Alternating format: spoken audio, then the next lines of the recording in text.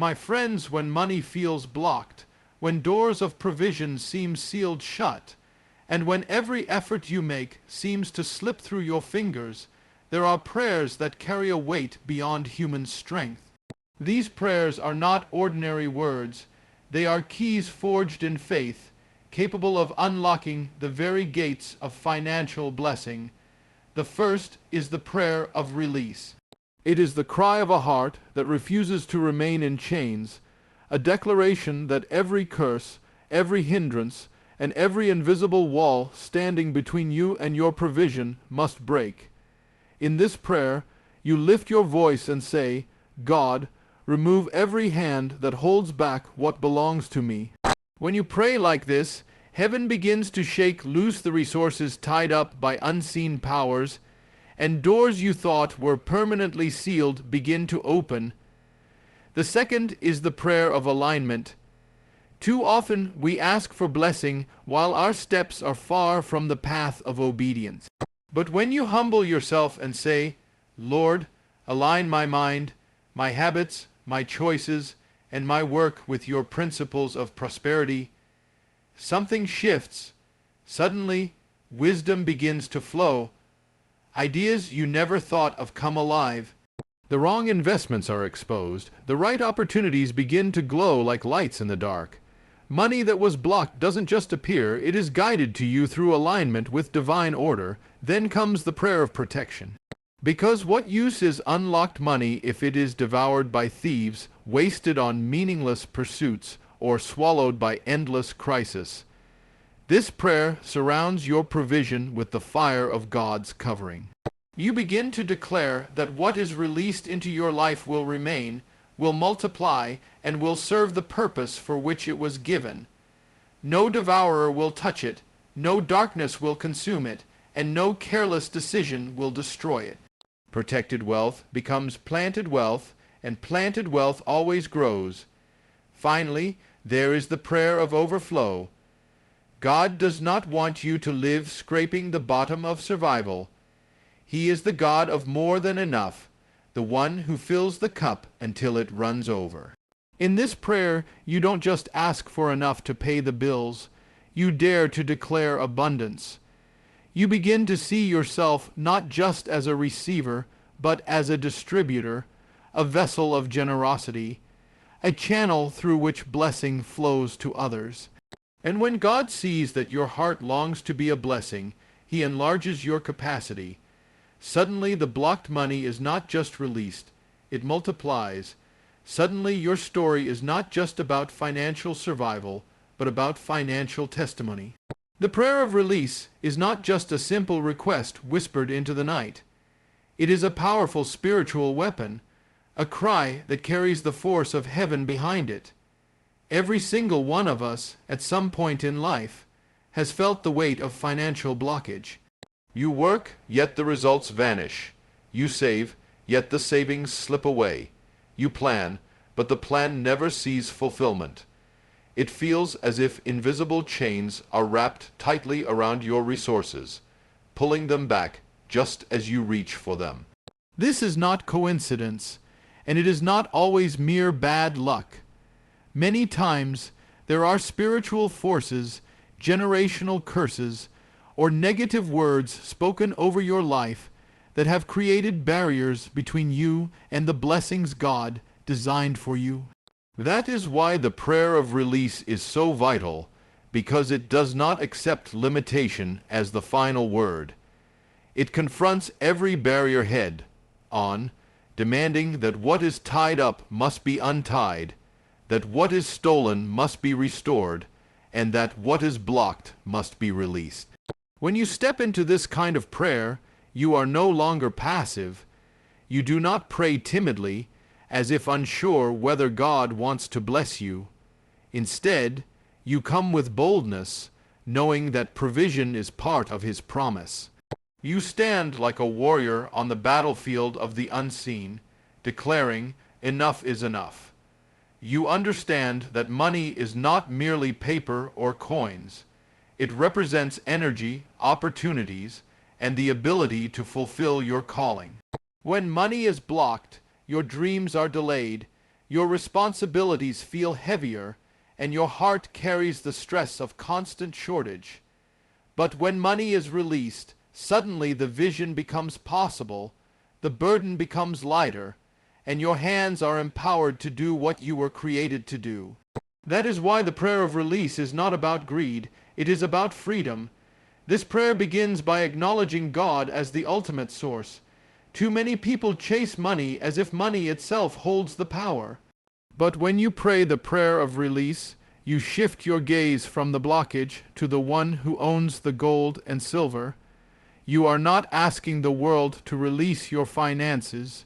You are asking God to break the grip of anything and anyone that holds it back.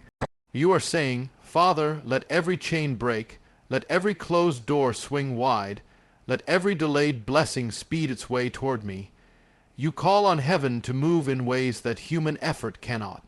And something powerful happens when your voice joins with faith. Chains that have lasted for years begin to weaken, doors that have been sealed begin to crack, and the flow that has been restricted begins to surge again. Sometimes the blockage is external, caused by people who withheld payments, withheld opportunities, or worked against your progress.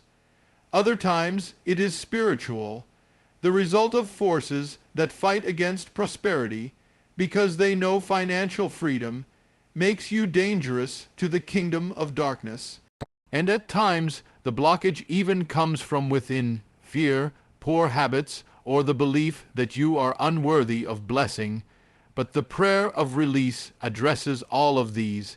It tells the enemy that his grip is broken. It tells people that no one can block what God has ordained. And it tells your own heart that you are worthy, because your worthiness is not measured by your flaws, but by God's mercy. To pray this prayer effectively, you must pour out your soul with conviction. You cannot whisper it half-heartedly and expect mountains to move.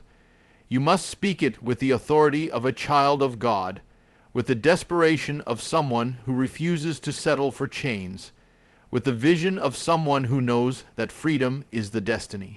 Every time you pray, imagine the walls crumbling. Every time you declare release, see the locked gates swinging open. Prayer is not about imagination alone, but your vision gives power to your words, and your faith pulls the unseen into the seen. There is a moment in the prayer of release where you feel the shift. At first, you may feel you are only repeating words, but suddenly the atmosphere changes. Suddenly, you sense the weight lifting. You feel an inner knowing that the tide has turned.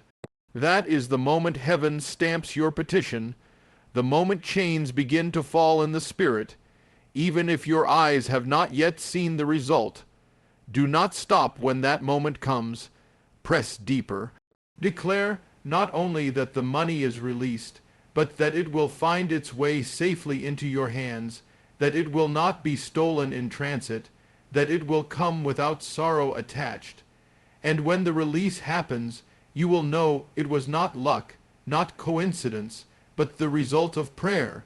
Bills that seemed impossible to pay suddenly meet provision. Delayed opportunities suddenly call you back. Money owed to you for years suddenly shows up. New avenues for income appear out of nowhere. The prayer of release becomes your testimony, your proof that God still hears, still moves, and still provides. But beyond your own blessing, this prayer positions you to be a blessing to others. Because when God releases what was blocked, He does it in abundance. He does not trickle a few drops. He opens the floodgates. And when the floodgates open, you will have more than enough, not only for yourself, but to pour into others, to build, to give, to uplift, and to expand. The prayer of release is therefore not just about money. It is about destiny. It is about stepping into the fullness of what has been held back for too long. It is about breaking the cycle of scarcity and entering the flow of divine provision. It is about refusing to live chained when God has already declared you free. And if you hold fast to this prayer, speaking it with faith, persistence, and fire, you will see what was once blocked burst forth in your life. The chains will break, the doors will open, and the blessing will flow. The prayer of alignment is one of the most transformative prayers a person can ever make. It goes deeper than simply asking God for money or opportunities. It is the prayer that says, "Lord, bring my life into harmony with your will." Because the truth is, many times blessings are not delayed because God is unwilling to give. They are delayed because we are standing out of alignment with the flow of His abundance. Imagine a river of blessing constantly pouring forth, but if you are standing miles away from the stream, you will always remain thirsty. The prayer of alignment brings you back into the stream, positioning you where the flow is strongest, ensuring that what is meant for you will find you without hindrance. When you pray this prayer sincerely, you are admitting something humbling yet powerful. You are admitting that your own decisions, habits, and directions may have led you astray. Maybe it was overspending, maybe it was laziness, maybe it was fear of taking a step forward, or maybe it was pride that made you ignore wise counsel. These small missteps may not look like much, but over time they can shift you out of the place where God intended you to be. The prayer of alignment is like a compass, recalibrating your spirit, mind, and actions back toward divine order. It is the moment you stop demanding that God bless your plans, and instead you ask Him to give you His plan and align you with it. There is something extraordinary that happens when alignment begins. Suddenly, confusion clears. Where once you felt scattered and restless, you begin to feel focused and steady. Ideas that once seemed random begin to fit together like puzzle pieces. Paths that once looked blocked suddenly appear open, not because they magically transformed overnight, but because your eyes have been tuned to see the right way forward. God begins to whisper strategies into your spirit. He shows you which doors to knock on and which ones to ignore. He reveals the opportunities that look good but are traps, and the ones that look small but will grow into abundance. Alignment sharpens your vision and saves you from the pain of wasted time. Many people pray for release, but without alignment, what is released may slip through their hands. What good is unlocked money if you are misaligned in how you manage it? What good is a new opportunity if you are walking in disobedience that sabotages it? This is why the prayer of alignment is essential. It teaches you to walk in step with wisdom. It positions you to not only receive blessing, but to steward it well. You begin to say, "God, align my heart so I desire what you desire. Align my work so it matches your standards of excellence. Align my relationships so they push me toward my purpose instead of pulling me away." That is when blessing becomes permanent. That is when what is released stays released. Praying for alignment is not always comfortable. Sometimes God will point out areas in your life that need change. He may ask you to walk away from habits, people, or even jobs that no longer fit the destiny He has prepared for you. At first, this feels like loss, but alignment teaches you that it is not loss. It is positioning. You cannot hold on to misaligned weights and expect to run freely into your blessing. When you say, "Lord, align me," you are giving Him permission to remove what blocks you, prune what drains you, and reshape what weakens you. The pruning may hurt, but the fruit it produces will astonish you. In alignment, your actions begin to carry divine timing. You find yourself in the right place at the right time, meeting the right people, making the right choices.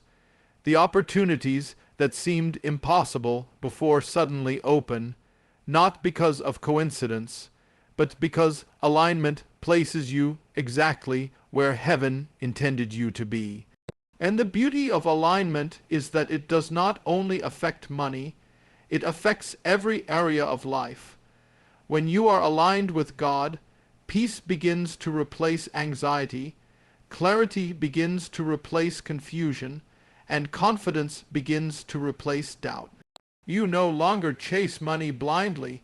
Instead, money begins to follow your purpose, drawn to you because you are walking in harmony with the flow of divine favor. There is a deep sense of safety in this prayer. Alignment means you are no longer gambling with your destiny, no longer trying every random path hoping one will work. Instead, you are guided. You move with precision. You do not waste years in detours. And because of that, your resources are no longer drained by mistakes, distractions, or wrong partnerships. Your money flows where it should flow, multiplying instead of leaking away. This is why the prayer of alignment is not just about asking for money, but about asking for wisdom. Wisdom is the foundation of sustained prosperity, and alignment is the prayer that opens the door to wisdom's flow. When you truly surrender in this prayer, you find yourself walking in a rhythm that feels unshakable. Even when storms rise around you, you remain steady because alignment keeps you rooted. Even when others rush blindly after quick fixes, you remain calm, knowing your steps are ordered. And in time, the results speak for themselves. People begin to wonder why doors open for you, why resources flow to you, why you never seem shaken. The truth is, it is not luck, it is not human effort, it is alignment.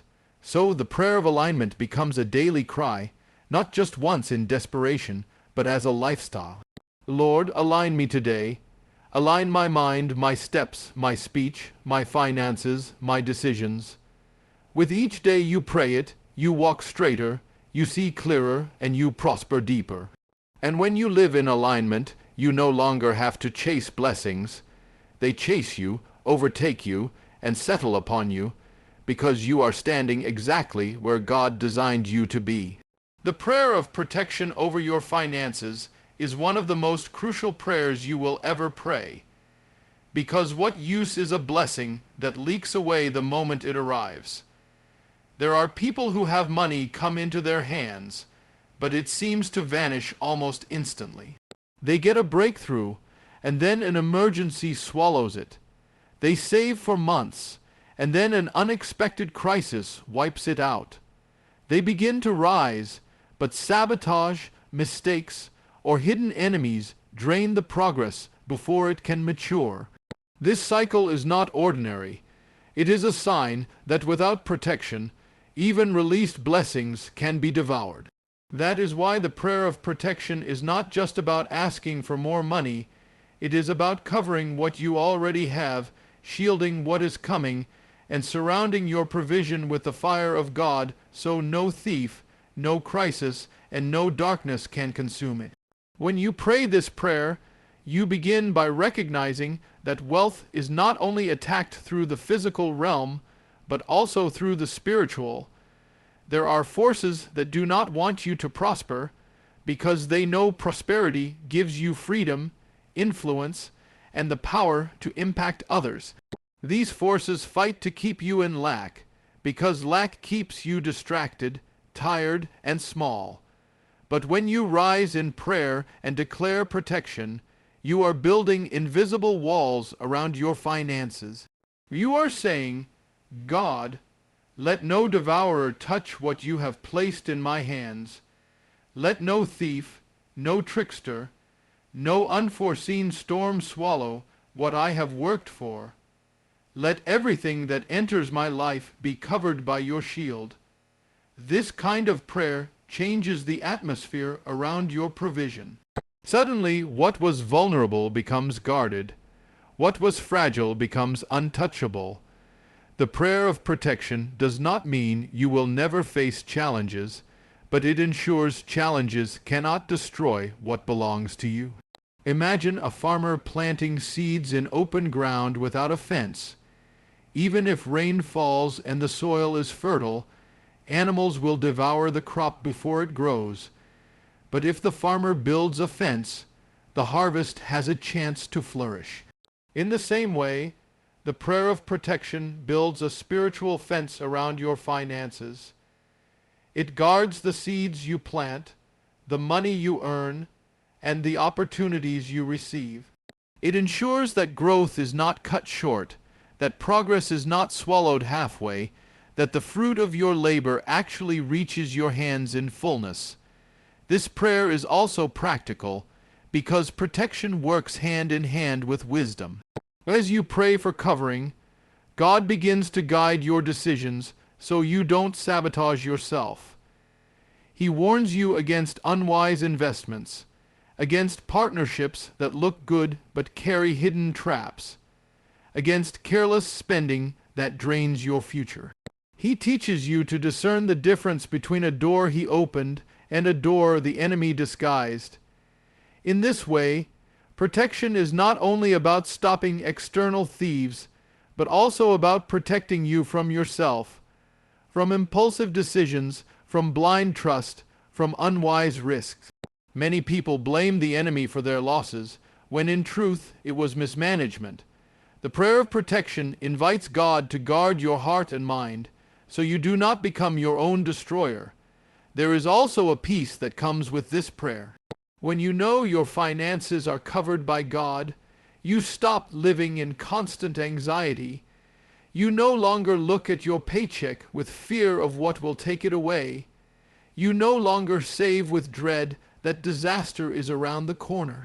Instead, you rest in confidence that what God gives you will remain.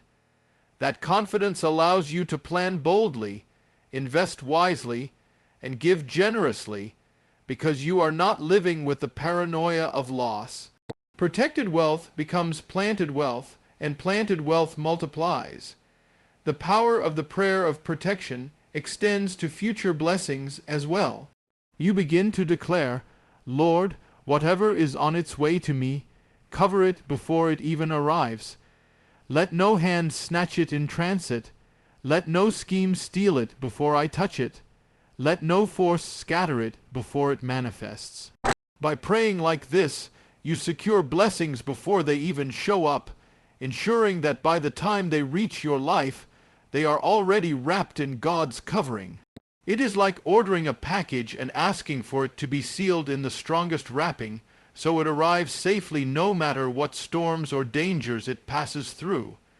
And this prayer does not only protect money, it protects purpose. Because finances are not just about survival, they are tools for building, for giving, for lifting others, for fulfilling your destiny. If the enemy can drain your finances, he can weaken your purpose. But if your finances are protected, your purpose is fueled, you can build without fear of collapse, you can give without fear of shortage, you can dream without fear of interruption. This is why the prayer of protection must be spoken with fire. It is not a soft wish. It is a declaration of war against every devourer, a proclamation that says, "My provision is guarded, my resources are untouchable, my harvest will reach my hands." Over time, as you continue to pray this way, you will notice something powerful. Losses that used to be common begin to stop. Crises that used to drain you no longer appear with the same force. The money that enters your life stays longer, multiplies faster, and fulfills its purpose fully. And then you will know without doubt that it was not luck, it was not chance, it was protection. God himself stood guard over what was yours, and because of that, no thief could enter, no storm could scatter, and no darkness could consume. So guard your blessings with prayer. Build your fence with words of faith. Surround your finances with the covering of heaven, and live boldly, knowing that what God has placed in your hands is not fragile but fortified, not vulnerable but secured, not temporary but enduring. The prayer of protection makes your blessing last, your wealth grow, and your story shine as proof that nothing can destroy what God himself has covered. The prayer of overflow is not the prayer of survival. It is the prayer of abundance. It is the moment you stop asking only for enough to get by and begin to ask for more than enough, not for selfishness, but for purpose. Survival is when you pray for the bills to be paid, for the rent to be covered, for the food to last until the end of the month. But overflow is when you pray for a blessing so great that it spills out of your cup and touches others. It is when you say, God, I do not want to just scrape through life. I want to live in the fullness of your abundance so that I can bless, build, give, and expand. The prayer of overflow is dangerous to poverty because poverty thrives when people think small, when they believe barely enough is all they deserve. But overflow shatters that mentality and replaces it with the vision of a God who is never limited. When you pray for overflow, you are declaring that you believe in the God of multiplication, not the God of rationing. You are saying, I believe my Father owns the cattle on 1,000 hills, and he is not limited by my paycheck, by the economy, or by the systems of this world. This kind of prayer lifts your eyes higher than survival. It allows you to dream again, to believe that you can build houses instead of just rent them, that you can fund visions instead of just watch them, that you can bless strangers instead of just struggling for yourself. Overflow transforms you from a beggar into a channel, from a seeker into a giver. But overflow is not simply about numbers, it is about mindset. Many people pray for overflow while secretly believing they do not deserve it. They think abundance is for others, for the lucky, for the chosen few. Yet when you step into this prayer, you are declaring, I am worthy, not because of what I have done, but because of who my God is. Overflow is not about arrogance. It is about responsibility. God wants to entrust resources to those who will use them for his purposes. And when you pray for overflow, you are telling him, give me enough not only for myself, but so that I may become a blessing to others. That is when heaven responds, because generosity always attracts the hand of God. The prayer of overflow shifts your perspective about money. You stop looking at it only as a means of survival and begin to see it as a tool of influence. With overflow, you can break chains of poverty in your family. You can build schools, feed the hungry, support ministries, fund dreams. With overflow, your life becomes a testimony of what it looks like when God's blessing is not blocked or wasted, but multiplied. And when people see your overflow, they do not just see wealth.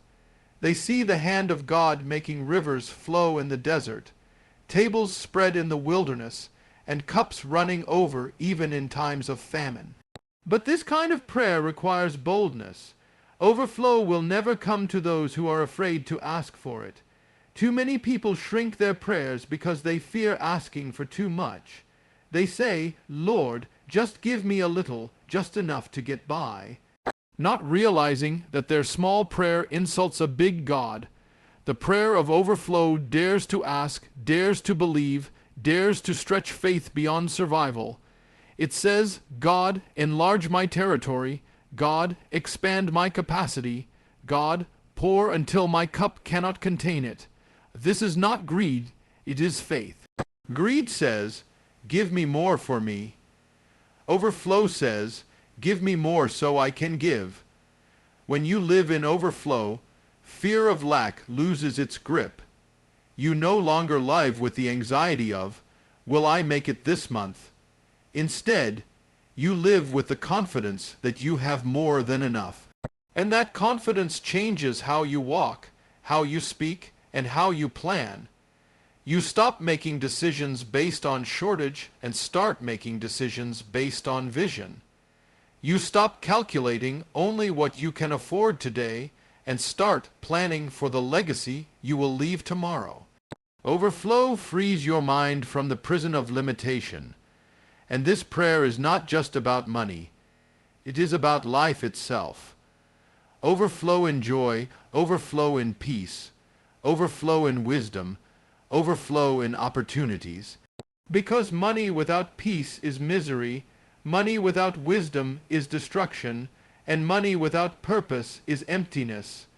When you pray for overflow, you are asking God to enlarge every part of your life so that lack is no longer your identity. You are asking Him to take you beyond the minimum, beyond the struggle, beyond the cycle of just enough, into the wide, abundant space of more than enough. The beauty of overflow is that it never stops with you. When your cup runs over, others are refreshed by what spills out. Your family is lifted, your community is blessed, your name becomes a light of hope. And that is the true purpose of overflow, not so you can boast about riches, but so you can become an answer to prayers around you. Someone is praying for help, and your overflow can be their miracle. Someone is praying for provision, and your abundance can be their answer. That is why overflow is powerful. It turns you into a vessel through which God blesses the world. So never settle for survival. Never accept the lie that you are meant to scrape by while others live in abundance. Dare to pray the prayer of overflow. Dare to lift your hands and declare, "My cup will not run dry, it will run over. My resources will not just sustain me, they will sustain many. My blessing will not be temporary, it will be overflowing." And as you continue to pray and believe, you will see the floodgates open, and you will know with certainty that overflow is not a dream, it is a promise.